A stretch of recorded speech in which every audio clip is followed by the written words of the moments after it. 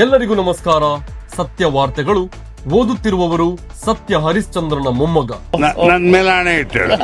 ಮುಖ್ಯಾಂಶಗಳು: ಭಾರೀ ಮಳೆಗೆ ಕುಸಿದು ಬಿದ್ದ ಸೇತುವೆಗಳು, ಆಕಾಶದಲ್ಲಿ ವಾಹನ ಸಂಚಾರ, ಸೊಳ್ಳೆಗಳಿಗೆ ಸರಿಯಾಗಿ ಸಿಗದ ಆಹಾರ, ಸೊಳ್ಳೆಗಳ ಸಂಘದ ಅಧ್ಯಕ್ಷರಿಂದ ಪ್ರಧಾನಿಯವರ ಜೊತೆ ಚರ್ಚೆ, ಬಜೆಟ್ನಲ್ಲಿ ಶೇವಿಂಗ್ ಬ್ಲೇಡ್ ಹಾಗೂ ಶೇವಿಂಗ್ ಕ್ರೀಮ್ನ ಬೆಲೆ ಏರಿಕೆ, ಮಹಿಳೆಯರ ಪ್ರತಿಭಟನೆ. What are you people playing? ಆಟ ಆಡ್ತಾ ಇದ್ದೀರಾ ಎಲ್ಲ ಸೇರ್ಕೊಂಡಲ್ಲಿ? ಏನದು? ವಾರ್ತೆಗಳ ವಿವರ. ಇತ್ತೀಚೆಗೆ ಸುರಿದ ಭಾರೀ ಮಳೆಯಿಂದಾಗಿ ಭೂಮಿ ಮೇಲಿನ ಸೇತುವೆಗಳೆಲ್ಲ ಮುರಿದು ಬಿದ್ದಿರುವುದರಿಂದ ಇನ್ನು ಮುಂದೆ ಎಲ್ಲಾ ವಾಹನಗಳು ಆಕಾಶ ಮಾರ್ಗವಾಗಿ ಚಲಿಸಬೇಕೆಂದು ಕಾಮಗಾರಿ ಸಚಿವರು ಆದೇಶ ಹೊರಡಿಸಿದ್ದಾರೆ.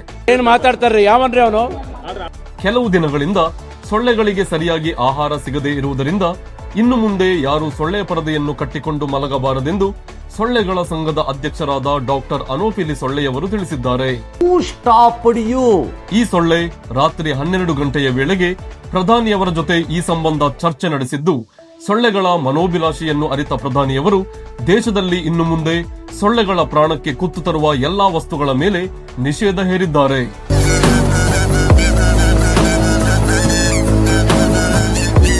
ಬಟ್ಟೆ ಒಗೆಯಲು ಹೋಗಿದ್ದ 99 ವರ್ಷದ 3 ಮುದುಕಿಯರು ಒಗೆಯುವ ಕಲ್ಲಿಗಾಗಿ ಕಿತ್ತಾಡಿಕೊಂಡ ಘಟನೆ ಶಿವಮೊಗ್ಗ ಜಿಲ್ಲೆಯ ಗೊತ್ತಿಲ್ಲದ ಹಳ್ಳಿಯಲ್ಲಿ ನಡೆದಿದೆ.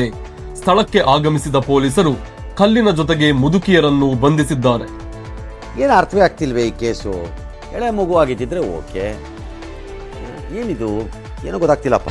ಮದ್ದೂರಿನ ಮಹೇಶನೆಂಬ 25 ವರ್ಷದ ಯುವಕನು ಮದ್ದೂರಿನ ಬಸವೇಶ್ವರ ಚಿತ್ರಮಂದಿರದಿಂದ ರಾತ್ರಿ 12 ಗಂಟೆಯ ವೇಳೆಯಲ್ಲಿ ಸೆಕೆಂಡ್ ಶೋ ಸಿನಿಮಾ ನೋಡಿಕೊಂಡು ಹಿಂತಿರುಗುತ್ತಿದ್ದ ವೇಳೆಯಲ್ಲಿ 4 ನಾಯಿಗಳು ಅವನನ್ನು ಅಟ್ಟಿಸಿಕೊಂಡು ಬಂದವು ಎಂಬ ಒಂದೇ ಒಂದು ಸಣ್ಣ ಕಾರಣಕ್ಕೆ ಅವನು ತಿರುಗಿ ಒಂದು ಹೆಣ್ಣು ನಾಯಿಯ ಹೊಟ್ಟೆಯ ಭಾಗಕ್ಕೆ ಬಲವಾಗಿ ಕಚ್ಚಿಬಿಟ್ಟಿದ್ದಾನೆ. ಅವನು ಕಚ್ಚಿದ ತಕ್ಷಣ ನಾಯಿ ಸ್ಥಳದಲ್ಲೇ ದುರ್ಮರಣವನ್ನಪ್ಪಿದ್ದು ಅವನಿಗೆ ಜಿಲ್ಲಾ ಸಸಾನ್ಸ್ ನಾಯಿ ಆಲಯವು 501 ರು ದಂಡ ವಿಧಿಸಿದೆ.